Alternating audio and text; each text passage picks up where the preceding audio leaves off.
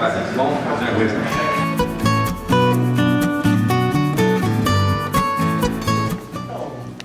Bom dia, bom dia. Tudo bem? Você trabalha muito, né? Bastante. Que bom. Fica à vontade. Obrigado. Nosso convidado tem no currículo 5 Copas do Mundo, 5 Olimpíadas, 200 documentários e mais de 6.000 reportagens. É apresentador e editor-chefe do Conexão Repórter do SBT.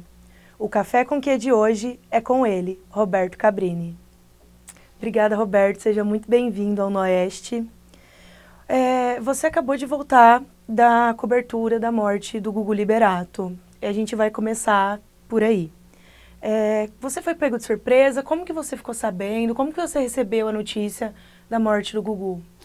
O Conexão Repórter está completando 10 anos. Nesses 10 anos, a gente diversifica as coberturas. A gente faz matérias de fôlego, aquelas que levam anos, às vezes, para serem realizadas, mas a gente sempre tem os olhos voltados para a possibilidade de fazer uma matéria factual, como essa do Gugu, como foi o caso de Brumadinho, como foi o caso de Mariana, como foi o caso, por exemplo, do tiroteio na escola, na Grande São Paulo, enfim. A gente sempre tem o espaço aberto para o factual, porque o jornalismo precisa ser pulsante.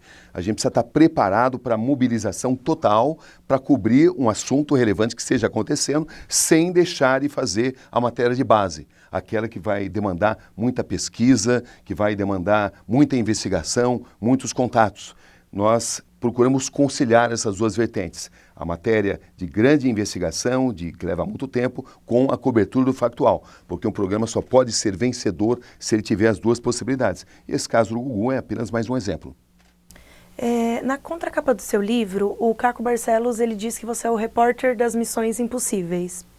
Como que você consegue tanto furo e tanta entrevista exclusiva? Em primeiro lugar, gostando de gente. Gente é nossa matéria-prima. Tem pessoas que só abrem os seus ouvidos, os seus sentidos para as pessoas que detêm muito poder e desprezam o cidadão comum. Grande parte das minhas matérias investigativas nasceram de depoimentos e relatos de pessoas para as quais os olhos não estão voltados. Pessoas que você enxerga, mas na verdade você não as vê. E você precisa ser repórter 24 horas por dia. Eu estou aqui conversando contigo, na saída o faxineiro pode me abordar e pode reunir elementos que me permitam fazer uma grande matéria. O repórter precisa estar sempre voltado para os interesses da comunidade. Ele não pode jamais se distanciar daquilo que é importante. E para você estar sempre em sintonia, você não pode elitizar os seus sentidos. Você não pode só dar importância para as pessoas que detêm poder. Cabrini, o seu livro chama No Rastro da Notícia. Valeu a pena, vale a pena seguir o rastro da notícia? Totalmente. Eu não faria outra coisa. Essa é uma das profissões mais privilegiadas e mais difíceis também. Mas essa profissão, ela tem uma característica nobre que poucas vão demonstrar. Eu costumo dizer que nós, jornalistas, não estamos aqui numa missão de fazer um ato de convencimento. Eu não promovo um ato de convencimento ao consumidor do meu trabalho. A minha missão é a de prover informações de qualidade para que as pessoas tomem decisões melhores. Nós estamos em um momento muito delicado da vida nacional, de jornalismo partidarizado, onde militantes, que são essenciais de uma democracia, não existe democracia sem a atuação de militantes. Isso é bem-vindo. Isso só se torna um problema quando militantes se autodenominam jornalistas. E o jornalismo precisa sempre buscar a imparcialidade. Você nunca vai chegar à total imparcialidade. Por quê? Porque nós nascemos mediante valores bastante delineados, que nos são passados pelas nossas famílias, pelas nossas comunidades, pelos nossos países, pelas nossas culturas, pelas nossas civilizações. Então, quando você faz uma pergunta, de uma maneira ou de outra, você vai ser influenciado por uma cultura pré-estabelecida. Mas o desafio do jornalista é abrir espaço para aqueles seres humanos com os quais você não concorda. É muito cômodo você abrir espaço para as pessoas com as quais você concorda, porque o jornalismo também padece de um outro mal, que é a da epidemia da ditadura da redação. O que é isso? É aquela matéria previamente estabelecida na redação, onde o jornalista não sai para descrever um que ele encontra, ele sai apenas para comprovar uma tese que foi previamente estabelecida em um ambiente fechado, sem a presença e com interesses muitas vezes ocultos. O jornalismo, ele precisa estar aberto a descrever e a abrir espaço para as pessoas com as quais você não concorda, até porque você tem que preservar o direito do contraditório, mas ele precisa abrir espaço para todos os ângulos de uma reportagem. As pessoas estão acostumadas a ouvir que jornalismo envolve você mostrar os dois lados da moeda. É uma frase tão bonita quanto irreal, porque numa reportagem não existem apenas dois ângulos, existem muitos ângulos e todos eles têm que ser devidamente contemplados pelo jornalismo. Você já cobriu guerras, você faz matérias um pouco tensas, onde existe algum risco. Para você, o que é ter medo? O medo é benéfico. Todo ser humano tem medo. Todo ser humano tem sentimento. E o sentimento ele é útil porque ele faz uma conexão com a população. Se você usar a emoção na dosagem certa, você faz uma matéria ainda melhor, porque a emoção faz parte da vida humana e nós somos contadores de histórias que envolvem sentimentos. O medo e outros sentimentos de perplexidade, hesitação, convicção, esperança, enfim, ele se torna um problema quando ele te paralisa, quando você passa a ser controlado, quando você deixa de ser o motorista da reportagem para se tornar o passageiro. O controle do medo é um processo de treinamento mental, onde você vai aprendendo a controlar suas emoções de forma a não prejudicar a sua apuração, a elaboração de um texto muito bem feito. O medo ele é benéfico porque ele demonstra que você está diante de um fato importante. Se as pessoas se provocam medo, te ameaçam, e eu costumo dizer que denunciados não mandam flores, é porque você está diante de um fato significativo. Então, os sentimentos, eles existem para ser devidamente controlados, domados, e o principal deles é o medo.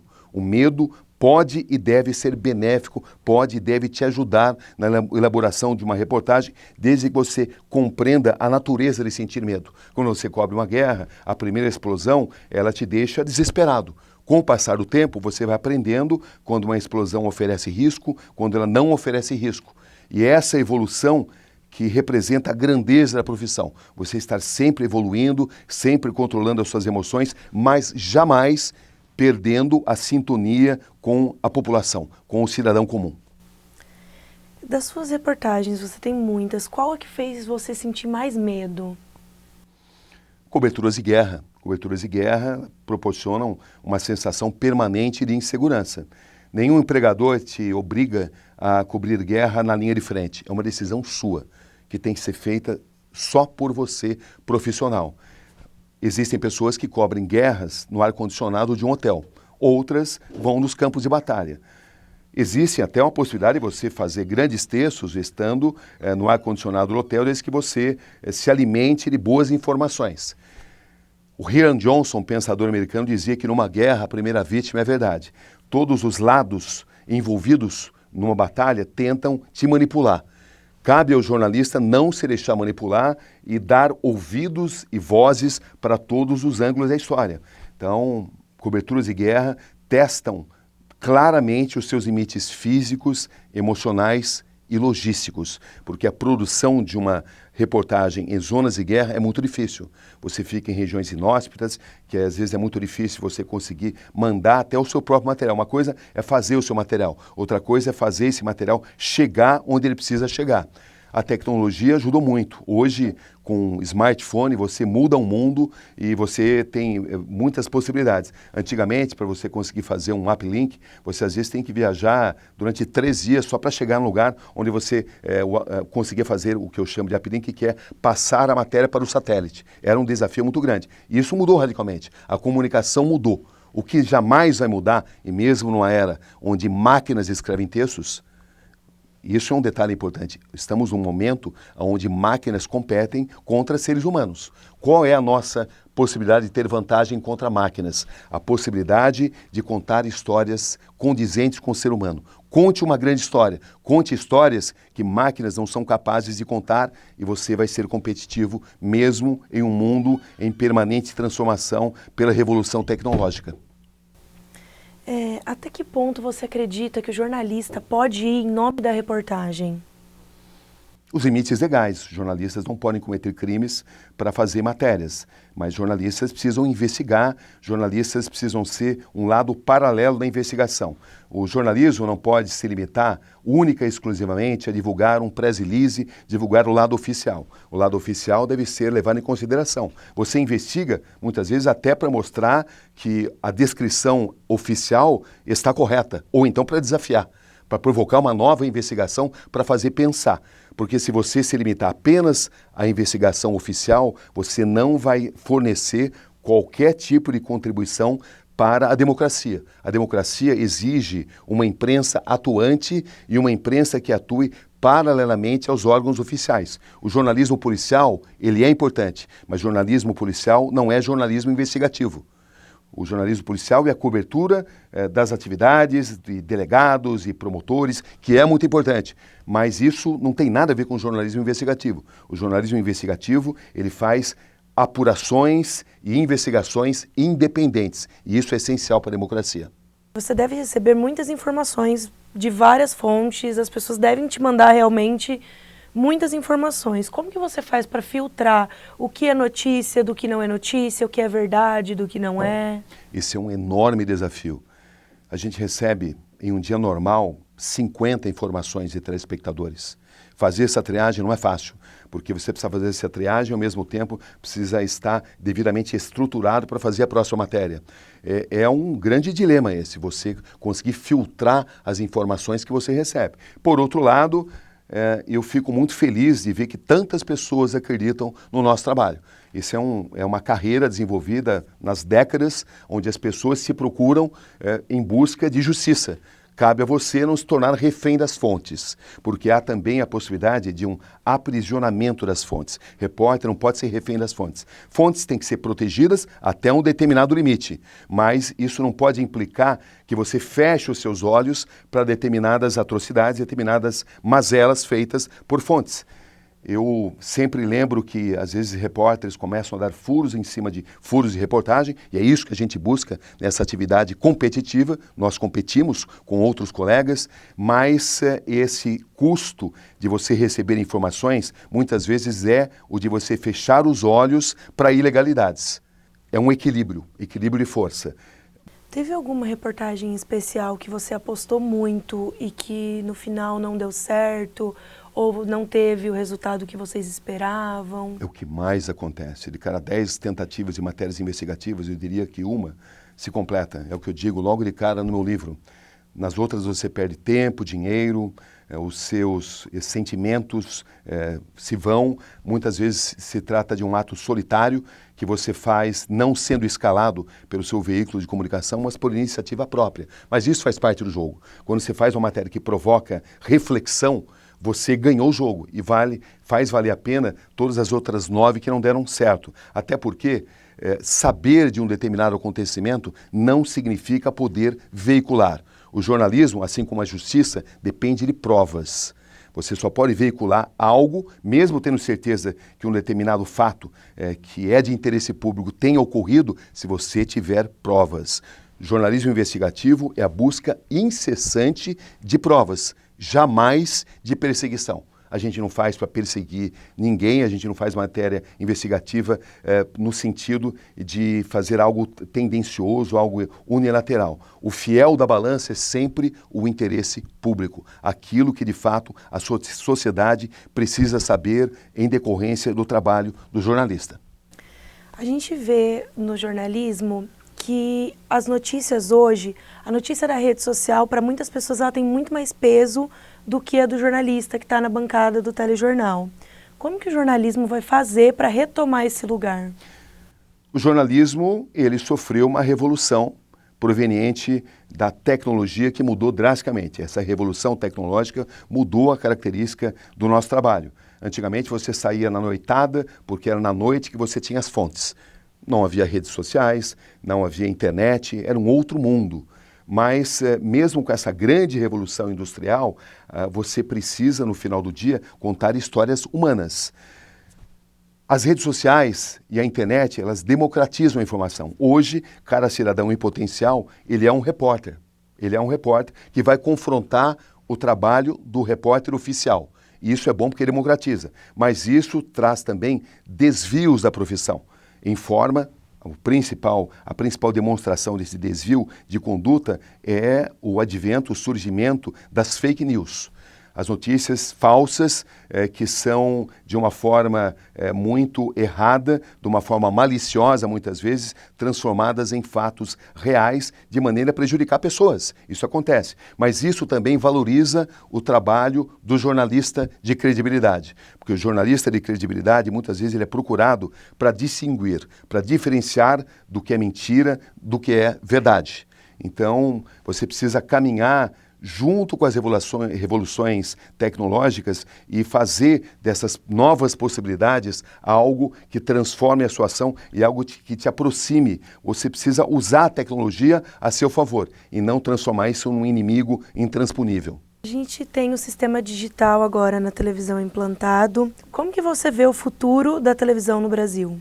Essa revolução tecnológica faz uma triagem, ela faz o processo de seleção natural do Charles Darwin, onde só sobrevivem os mais fortes, os mais bem equipados. Vai sobreviver quem souber contar uma grande história. Sempre vai haver público para uma história bem contada, desde que a pessoa saiba usar a tecnologia a seu favor, mas ao mesmo tempo não perca a sintonia com o cidadão comum, que a gente costuma chamar no jornalismo de Dona Maria, aquela pessoa simples, que tantas vezes essas pessoas mudam e fazem uma revolução em sociedades. E muitas vezes as pessoas são desprezadas pela prepotência.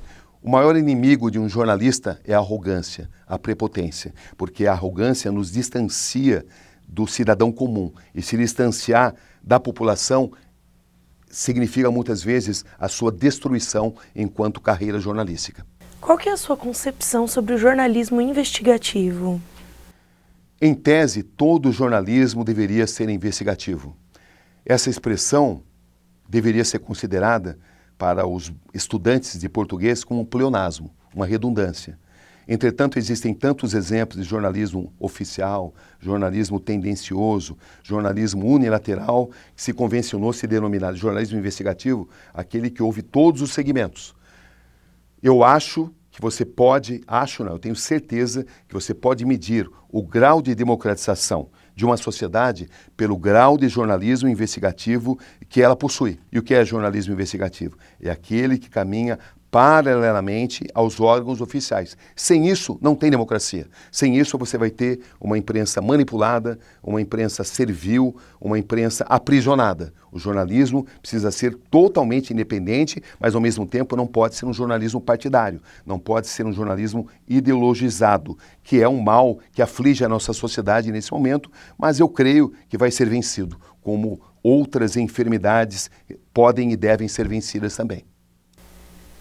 Quem que pratica o jornalismo investigativo, além de vocês, claro, no Brasil hoje?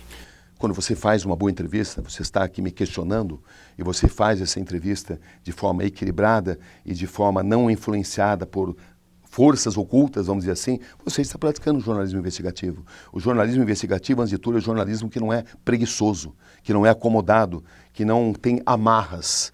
Claro que o jornalismo investigativo tem que caminhar com responsabilidade. A ousadia é vital, mas ela tem que caminhar com a responsabilidade. Todos aqueles independentes, todos aqueles que não se limitam a uma visão oficial dos fatos, praticam jornalismo investigativo, independente de você estar num grande veículo ou num pequeno veículo. Todos nós, em algum momento, achamos que vamos mudar o mundo, vamos fazer uma grande revolução. Mas antes de mudar o mundo, mude a situação na esquina da sua casa.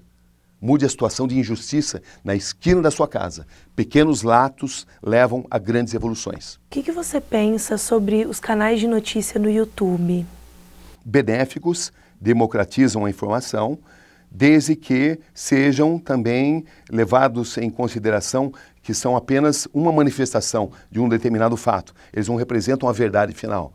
Não faltam jornalistas que, para divulgar uma determinada informação, ouvem apenas um lado e ignoram o outro. Isso é o que mais tem no Brasil. Mas essa triagem vai acabar favorecendo o verdadeiro jornalista, porque ao longo de uma carreira, quem ouve todos os lados da história é que vai vencer, é que vai sobreviver. Você já pensou em se aposentar? Não. Conservo hoje o mesmo brilho nos olhos do primeiro dia numa rádio no interior, Piracicaba, que é minha cidade, onde eu encontrei um admirável mundo novo, um mundo de enormes possibilidades pela interação que ele apresenta, no caso era o rádio, né, com a sociedade. Esse brilho nos olhos é que nos faz seguir em frente. E é por isso que eu sempre digo, e as pessoas aí me perguntam, qual é a principal matéria da minha carreira? A resposta curta e grossa é essa, é a próxima. Enquanto eu tiver essa energia dentro de mim, eu sigo em frente. Porque jornalismo é o meu oxigênio. Nunca precisei fazer terapia, mesmo depois das matérias mais difíceis. A minha maior terapia é o jornalismo. Tá gostando da entrevista? Fica de olho no canal que já já sai a segunda parte.